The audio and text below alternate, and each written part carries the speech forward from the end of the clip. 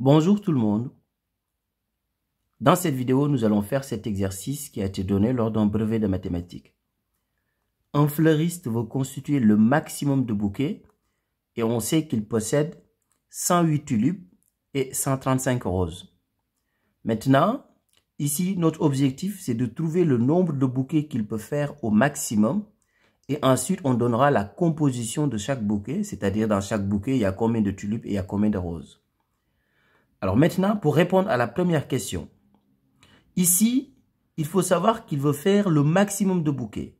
Donc, le nombre de bouquets qu'il peut faire est forcément un nombre qui divise 108 et 135. Et comme il veut faire le maximum de bouquets possible, on va prendre le plus grand diviseur possible. Et le plus grand diviseur possible, ça s'appelle tout simplement le PGCD. Donc, répondre à la première question revient tout simplement à calculer le PGCD de 108 et de 135. Maintenant, pour calculer le PGCD, il y a plusieurs méthodes. Mais ici, on va utiliser la décomposition en produit de facteurs premiers. Dans d'autres vidéos, j'ai utilisé d'autres méthodes. Mais ici, on va faire la décomposition en produit de facteurs premiers des deux nombres. Donc ici, commençons d'abord par la première question. On va faire la décomposition en produit de facteurs premiers de 108 d'abord. Alors, je vous rappelle que pour faire la décomposition en produit de facteurs premiers d'un nombre, vous devez connaître les premiers nombres premiers. Donc ici, je vais vous rappeler les premiers nombres premiers. 2, 3, 5, 7 et 11. Normalement, ces nombres peuvent nous permettre de faire la décomposition en produit de facteurs premiers des deux nombres. Donc ici, 108, est-ce qu'il est divisible par 2? 108 est divisible par 2 parce que c'est un nombre pair. Tous les nombres pairs sont divisibles par 2. Donc, je divise 108 par 2. Et 108 divisé par 2, c'est égal à 54.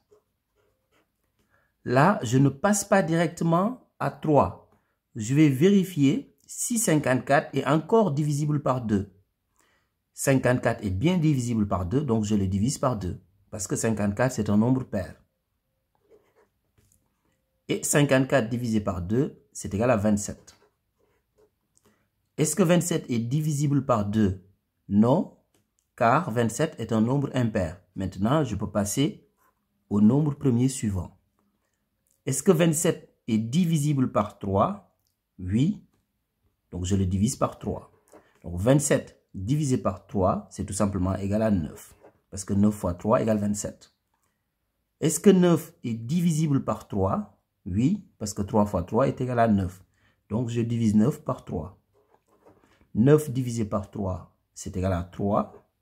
Et comme 3 est un nombre premier, parce qu'il est dans la liste, donc je le divise directement par lui-même. Donc je fais 3 divisé par 3, je trouve 1. Et dès que je trouve 1, ça veut dire que la décomposition est terminée.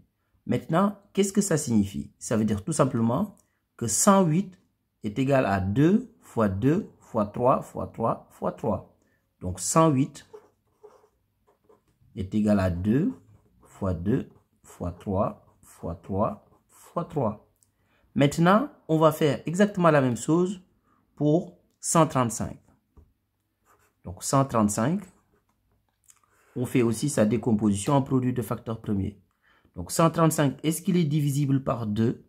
Non, parce que 135 est un nombre impair. Est-ce qu'il est divisible par 3?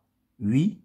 Pour savoir si un nombre est divisible par 3 ou pas, on va faire tout simplement la somme des chiffres et on regarde si le résultat est un multiple de 3 ou pas. Donc ici, si je fais 1 plus 3 plus 5, je trouve 9. 9 est bien un multiple de 3. Donc 135 aussi. Donc je le divise par 3. 135 divisé par 3, c'est égal à 45. Donc je vais voir si 45 est divisible par 3. Donc je ne passe pas directement au nombre premier suivant. Est-ce que 45 est divisible par 3? Oui, parce que si je fais la somme des deux chiffres, je trouve encore 9. 9 est bien un multiple de 3, donc 45 aussi. Donc je le divise par 3. 45 divisé par 3, c'est égal à 15. 15 est aussi un multiple de 3. Parce que 15, c'est 3 fois 5. Donc 15, je le divise par 3. Et si je le divise par 3, je trouve 5. Et comme 5 est un nombre premier, je le divise directement par lui-même. Donc 5 divisé par 5, je trouve 1. Et dès que je trouve 1, la décomposition est terminée. Maintenant, qu'est-ce que ça veut dire? Ça veut dire tout simplement que 135 est égal à 3 fois 3 fois 3 fois 5. Donc 135 est égal à 3 fois 3 fois 3 fois 5. Maintenant, il ne faut pas oublier que notre objectif, c'est de calculer le PGCD des deux nombres. Donc, on a juste utilisé la décomposition en produit de facteurs premiers pour arriver au PGCD.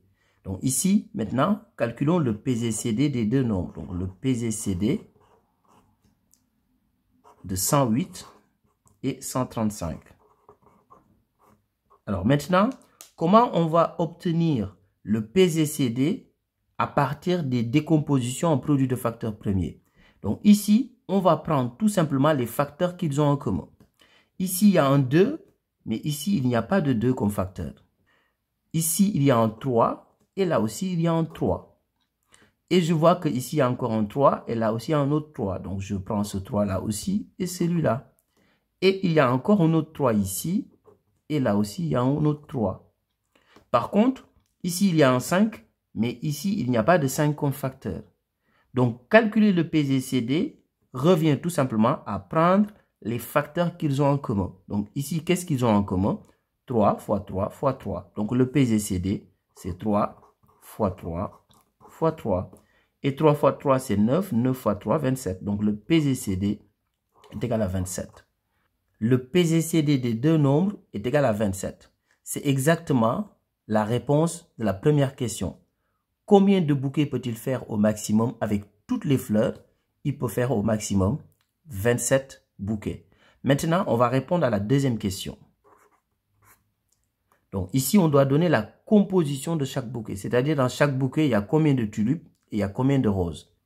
Pour calculer le nombre de tulipes dans chaque bouquet, on prend tout simplement le nombre total de tulipes et on le divise par le PGCD, c'est-à-dire le nombre de bouquets qu'il peut faire au maximum. Donc, si on fait 108 sur 27, on trouve tout simplement 4. Ça veut dire que dans chaque bouquet, il y aura 4 tulipes. Et on va faire la même chose pour le nombre de roses. Donc, ici, au total, il y a 135 roses. Donc, 135, je le divise par le PGCD, qui est aussi le nombre de bouquets qu'il peut faire au maximum. Donc, si on fait 135 divisé par 27, on trouve tout simplement 5. Donc, ça veut dire que dans chaque bouquet, il y a 5 roses. Mais ici, le 4 et le 5, on pouvait les trouver autrement. Quand on regarde ici la décomposition en produit de facteurs premiers, qu'est-ce que je n'avais pas souligné? Je n'avais pas souligné 2 fois 2. Et 2 fois 2, c'est tout simplement égal à 4. C'est le 4 que nous avons ici. Et pour la décomposition en produit de facteurs premiers de 135, qu'est-ce que je n'avais pas souligné? C'est le 5 et c'est exactement le même 5 qu'on retrouve ici. Donc, il y a plusieurs manières d'arriver au même résultat. Maintenant, il ne faut pas oublier de faire une phrase réponse. La première question, c'était pour trouver le nombre de bouquets qu'il peut faire au maximum. Donc, ici, on dira tout simplement, donc, il peut faire 27 bouquets au maximum.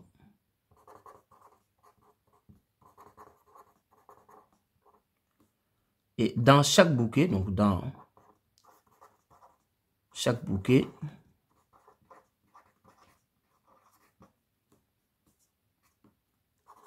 il y a 4 tulipes et 5 roses. Au revoir.